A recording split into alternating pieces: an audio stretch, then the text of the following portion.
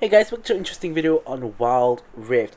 So we're back with a Samira updated complete guide for patch 3.5 onwards. So now obviously, the major change in patch 3.5 is the addition of Lord Dominic's Regard, and I plan on slowly working through the entire ADC pool and slowly doing updated complete guides for each and every single one of them that does use the LDR, but of course that isn't actually all of them.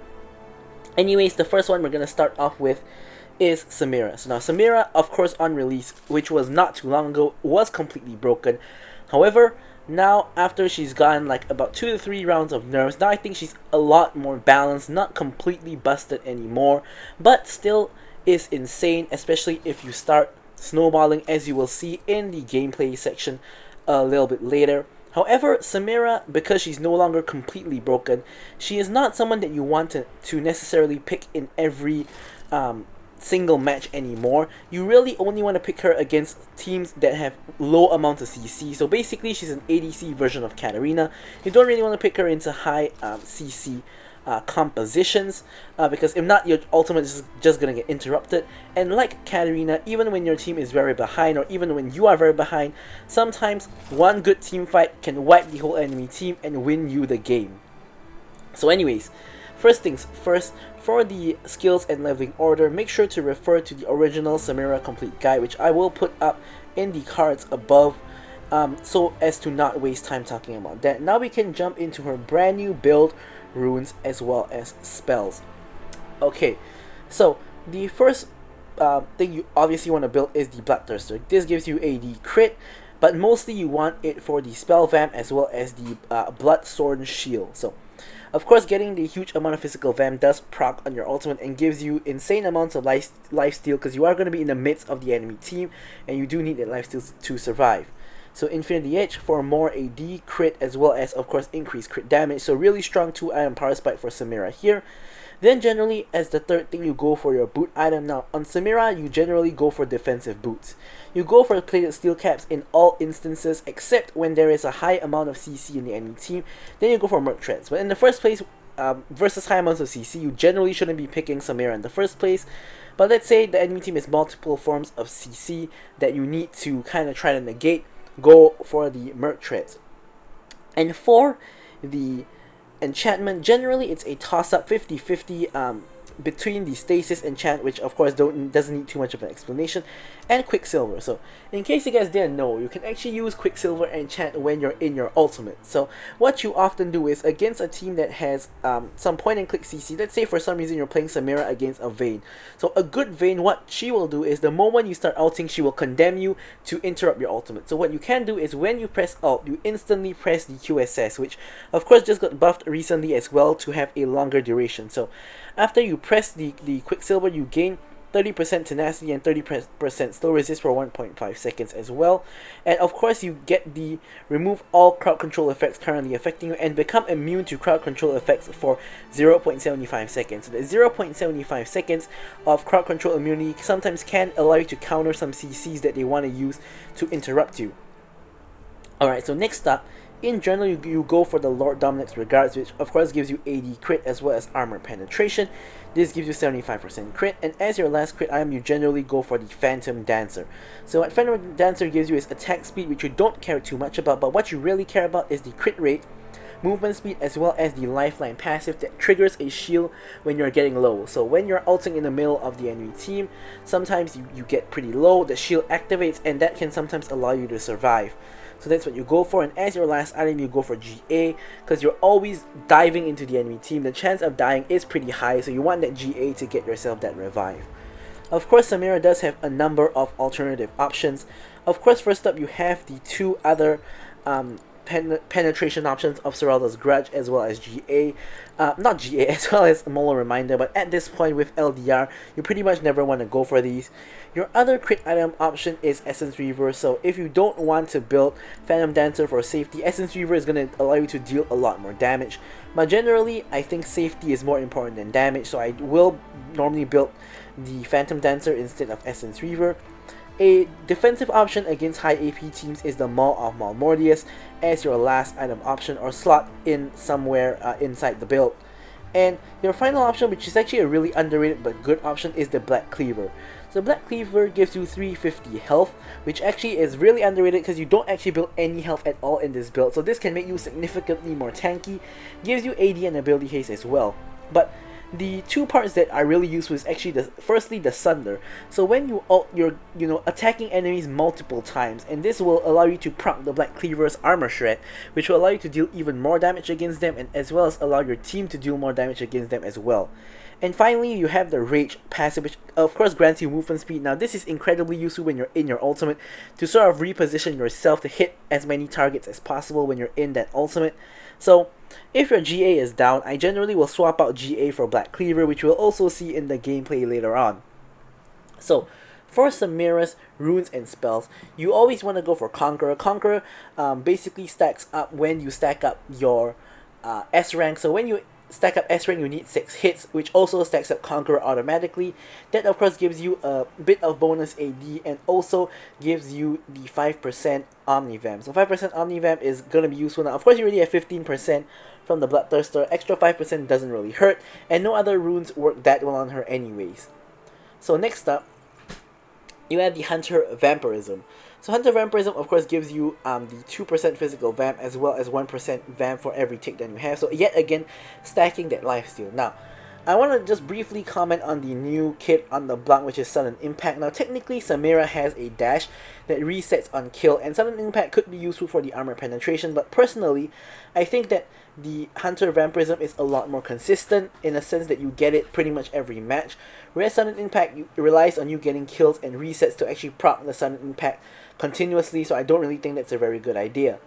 So for the Resolve rune, you always go for Ultimate Shield, which gives you a small shield whenever you ult, and this can be useful to absorb damage when people are trying to attack you when you're in your ultimate, which everybody will try to do. And finally, you have the Hunter Genius for that ability haste and cooldown on all of your abilities. Of course your Q is already really low cooldown, but having cooldown on your E and your W is very useful, especially since you aren't guaranteed to get a reset on E every single time. Sometimes you gotta wait the full duration for it to come back off cooldown, so that's where this Hunter Genius comes in. Now, alternative option if you don't want to take Hunter Genius is actually taking Nimbus Cloak. Nimbus Cloak is really useful for when you cast spells, gives you extra movement speed, of course, but personally I do prefer the Hunter Genius. And finally, for the spells, we go for the Flash and we go for the Exhaust.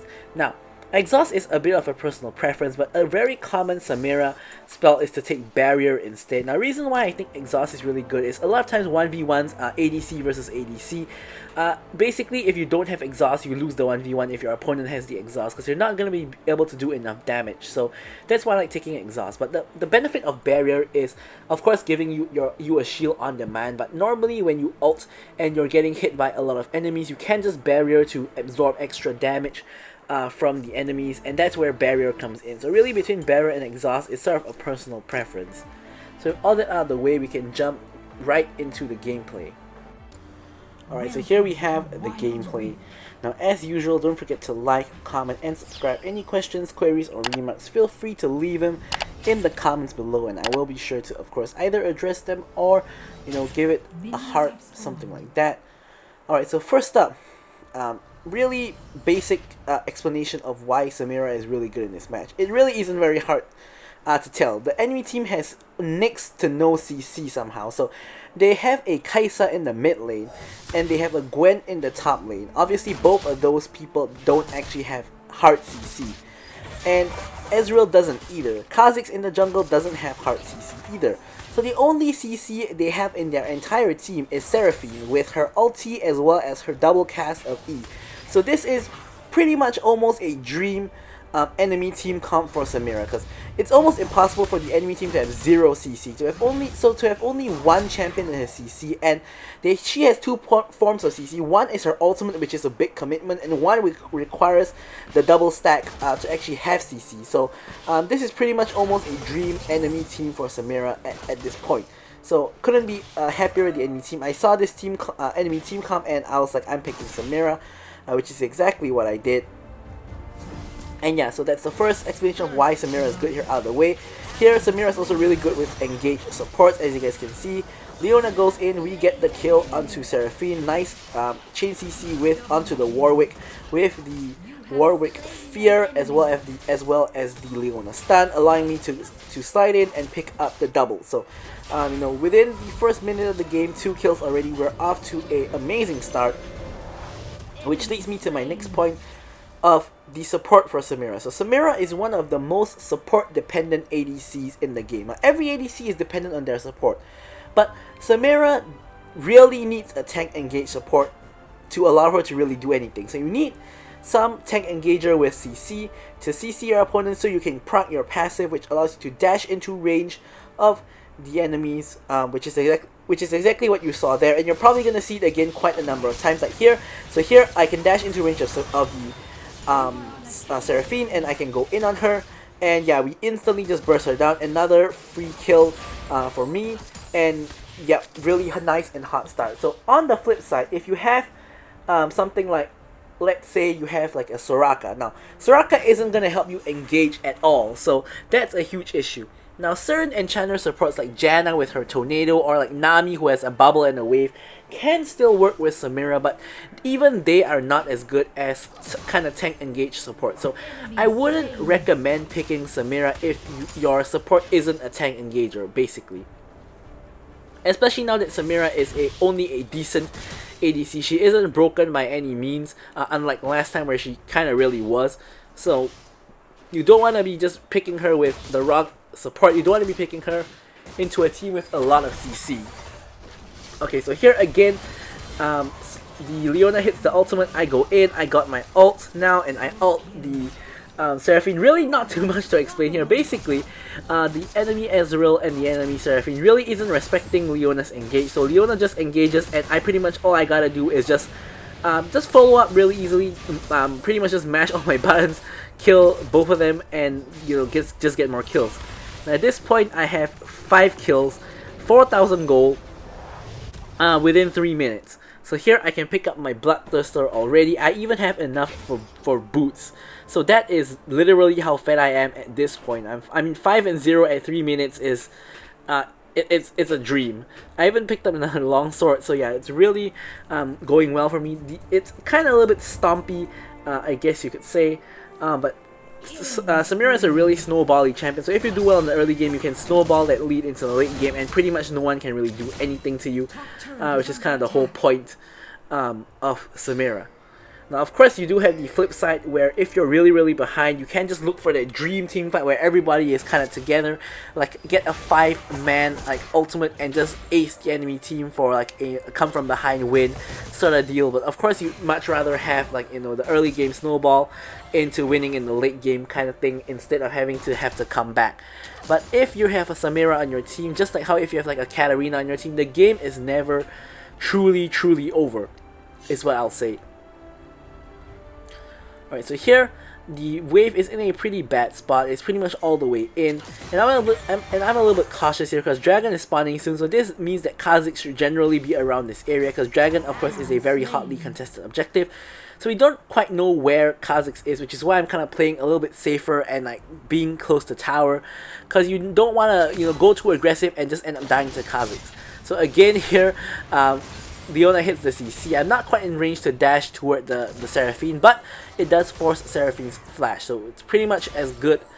I wouldn't say it's as good as a kill, but we pretty much got out of her what we wanted, which was the flash. Considering I couldn't actually get in range anyways, getting her flash is a deal I would take any day of the week. So here Kha'Zix obviously on the Dragon does manage to pick up the Dragon solo. The Warwick flashes over to try to chase down the Kha'Zix, but goes pretty deep, actually goes all the way onto the Kha'Zix. Meanwhile, me and Leona go for the easier target, which is the Kai'Sa, a pretty easy chain CC with Leona and Galio, and we get a free kill onto Kai'Sa. In the meantime, Warwick finds himself way too deep, and here instead of helping him, we're pretty much just taking the mid lane tower down instead. Now we are kind of turning around to go for the fight. I exhaust the Gwen so she can't do damage to me. I'm at A rank, so I flash forward, dash, and I pretty much ult to get a triple. So what happened there basically was I stepped into Gwen's mist so that I could actually auto attack her and deal damage. I got the kill onto the Gwen, and obviously that gave me the reset on my E, which allowed me to of course flash E onto, I believe it was the Seraphine, and that gives me my ultimate of course, so I can ult straight in the middle between Ezreal and Seraphine, which allows me to kill both of them. So really nice fight for me. I go legendary. I'm now 8-0-1. Really couldn't go too much better the early game. 8 kills in 6 minutes. Or I guess it could go better because Kha'Zix has managed to sneak away a dragon underneath our noses, and then he has now proceeded onto the Herald while all the shenanigans was happening in the enemy blue side jungle, and he has basically somehow managed to get both objectives despite his team being down 4 kills to 12 compared to my team. So yeah, not the hardest in the world. So basically here Ezreal does manage to escape. I accidentally dashed to the minion instead of dashing to Samira, but instead of dashing to Seraphine, sorry.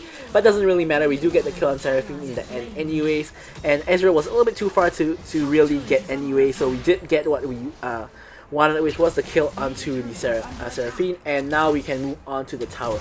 So Ezreal finally learned his lesson and is wisely staying far away from the tower, because if Leona engages on him, he's gonna be dead instantly.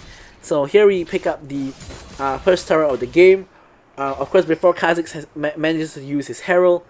And here, now that we've done that, the enemy bot lane has to deal with the wave, so we can rotate to the mid lane to see if we can catch out the Kha'Zix as well as the Kai'Sa. So Kai'Sa basically just instantly gets popped. Kha'Zix unfortunately does manage to actually dash out of the way, and out of the whole enemy team, the Kha'Zix as well as the Gwen are really doing quite well, whereas the entire rest of the team is not. So this game is quite far from won because Kha'Zix still 0-0-0, hasn't killed anyone, but on the flip side hasn't died, whereas Gwen is 3-2, which is pretty decent considering how badly her bot side is kind of feeding. So here anyways, speaking of feeding, Seraphine again gets caught by Leona's ultimate and yet again dies to me. So here I spot Ezreal trying to push down the bot lane. Now obviously as a Fed anyone, in this case a Fed Samira, you don't want to let him just take the tower for free, so I'm going to rotate down. He's hightailing it out there. Obviously he knows at this point he cannot fight me at all, especially when I'm 11-0 at 10k gold. Now my goal at this point is double of Ezreal, double of like even like my Darius, double of Seraphine, that sort of deal, so we're really far ahead by a country mile at this point in the game. So really all we gotta do is just you know, play the game like textbook, get objectives, kill people, get objectives like towers, dragons, etc., and slowly just chip away, get a good team fight. You know, either win the game off of that, or you know, get a Baron, something like that. Nothing too fancy needs to happen here. I'm just taking the red buff here, so this is a good time to bring up when you should take the red buff in patch 3.5 and when you should not.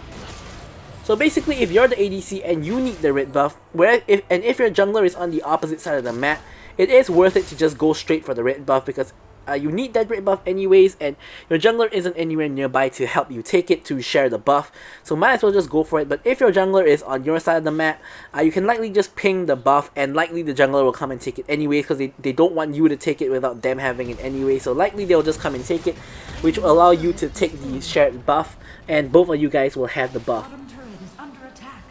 So that's pretty straightforward of a thing. So here we're trying to go in on Kha'Zix initially, but instead we land up fighting the Gwen. Nice route by the Leona. We go straight on in. Gwen lives on 1 HP and people are flashing for her. I flash forward to go for the Seraphine, and somehow Seraphine actually survives with the double cast of her W. Really lucky there. Kha'Zix manages to hop out of the way of the Galio ultimate. And here everyone gets hit by the Seraphine ultimate except me, because I was at the side. And here we don't want to go too aggressive, so we're just gonna start backing off, and the dragon is up as well, so we can't of course go for that objective. So Kha'Zix, as you guys can see, is still trying to contest the dragon by himself pretty much, but he does realize that he can't really do so. Leona is zoning him away, and here he tries to hop the wall to try to steal the dragon. He's nowhere close because Warwick does the dragon really slow apparently, so Warwick does secure the dragon. Kha'Zix does die for it, and here Gwen goes in to try to go for me. She's in the middle of my entire team. I managed to get the ult onto the Ezreal. Unfortunately he manages to escape, and nothing too much happens with the Ezreal. Now we can see if we can chase down the Seraphine and the Kai'Sa. Seraphine does die to Warwick, and Kai'Sa does manage to escape. So overall, now the lead is sort of transferring to the rest of my teammates. Leona 0-0 and 14, I'm 11 and 0. The Warwick is now 8 and 1. Now the issue here is, of course, we still have a 0 and 4 Darius, and we still have 1 and 2 Galio, and both of them are like half my goal. You combine like Darius and Galio's goal is like about my goal, whereas on the enemy team side, they aren't doing very well, but their goal is pretty evenly distributed. Gwen and Ezreal are sort of Gwen and Kha'Zix are sort of doing relatively well, and despite being really behind, the Ezreal and the Kai'Sa's goal is really not that bad. Like, it's at least higher than Galio and higher than Darius. So yeah, it's sort of really unbalanced in our team, where I have most of the goal and then followed by the Warwick and even Leona, and whereas Darius and Galio basically have no goal at this point for some reason.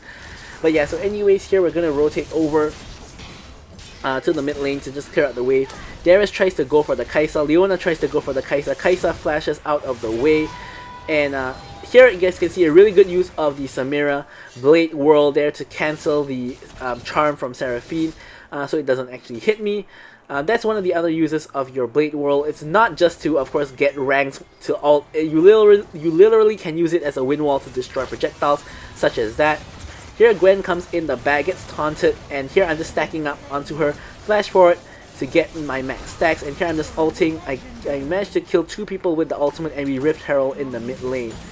So we're gonna use this Rift Herald to basically crack open their base. This should get a minimum of an inhibitor, because only Kha'Zix and Kai'Sa are left to defend, and they cannot defend against a full 5-man team trying to siege their inhibitor. So here we do indeed pick up the inhibitor, and honestly at this point, I think we could possibly have tried to end the game here. We have all 5 members up, we have the wave, and if Kha'Zix or Kai'Sa tries to defend, we can literally just go in on them and kill them like that. So I actually think that there is a decent chance we could have tried to end the game, but we all just back off. And yeah, so now the entire enemy team, of course, respawns, so we're gonna just keep running away basically. Leona has Dead Man's Plate, so she's gonna be able to easily outrun this. So here I'm thinking of turning around, and which I do. Unfortunately though, I get hit by Gwen's R3 into Seraphine's ult, so I literally end up doing nothing and just dying and giving over the shutdown. Fortunately, Darius finally makes himself useful and picks up a double kill, and yeah, so not really the hottest in the world. The thought process there was technically correct, which is that Warwick and Darius are converging on mid, and we do have the CC from Leona to turn onto Gwen. However, the issue is in the execution, where I got hit by Gwen's R3 and then followed by Seraphine's ult. So that really didn't go too well for me because of that. If not, likely what would have happened is I would have survived and all the enemies would have died, which is exactly what happened, aside from the fact that I died. So of course that isn't really too good. So again here, red buff is spawning and Warwick is pushing down the lane. So here I'm just going to take the red buff for myself. At this point, I haven't really talked about my build progression, but at this point I have all 4 of my crit items, so I'm at a major power spike where I'm at 100% crit. Everything I do will crit, basic attack will crit, ulti will crit, everything will crit. So I'm really strong state at the moment.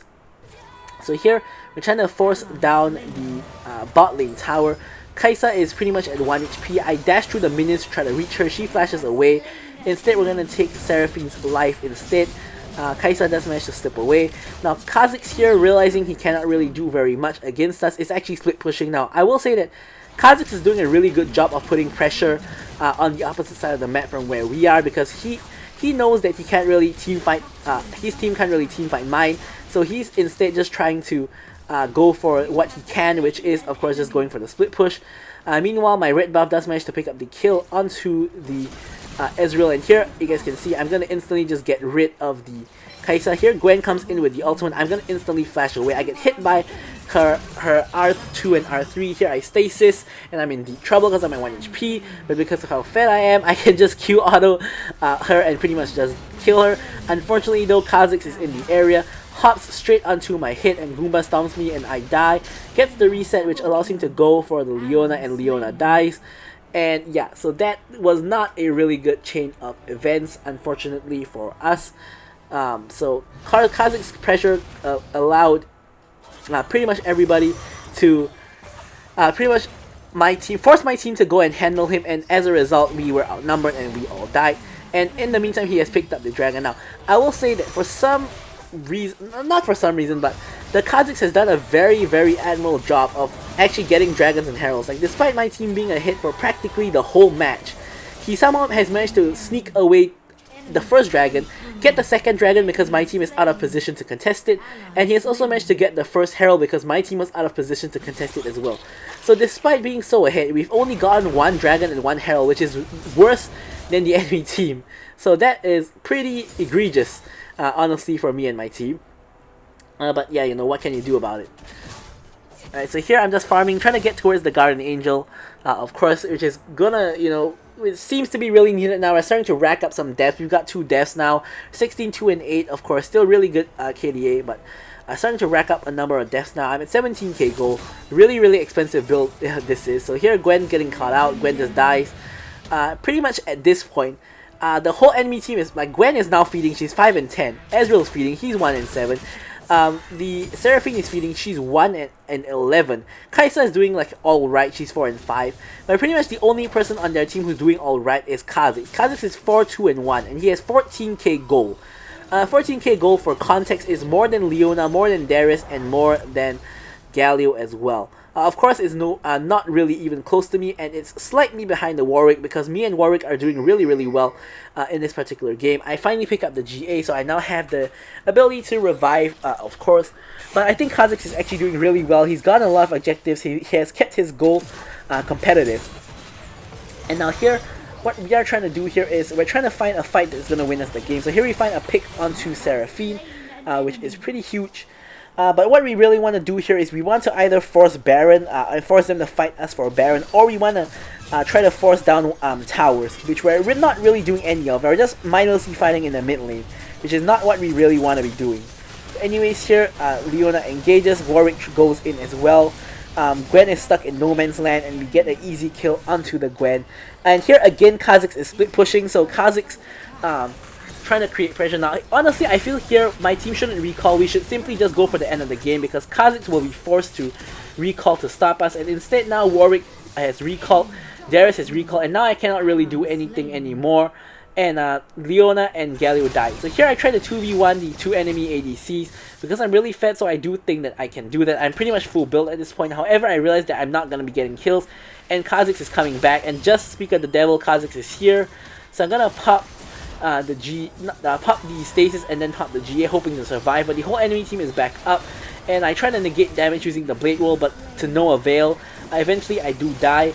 Warwick is still here. He does get the kill on Kaisa for the legendary, pops the E for the damage reduction, and starts hightailing it out of there, as he should.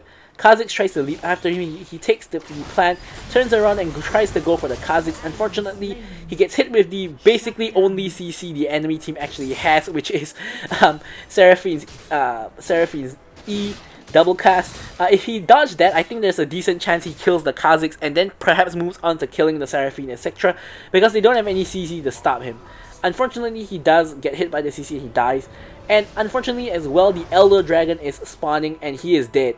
So we're in a major issue. I'm still dead as well, for the record. So Elder Dragon is coming up soon, and you know, Baron is alive as well. So probably the enemy team is doing Baron now because Elder isn't up for them to actually do, whereas Baron is. So they're probably just going to go for Baron, and then we're probably going to have to end up having a fight at the Elder Dragon. So here, finally, Warwick is gonna revive in 5 seconds.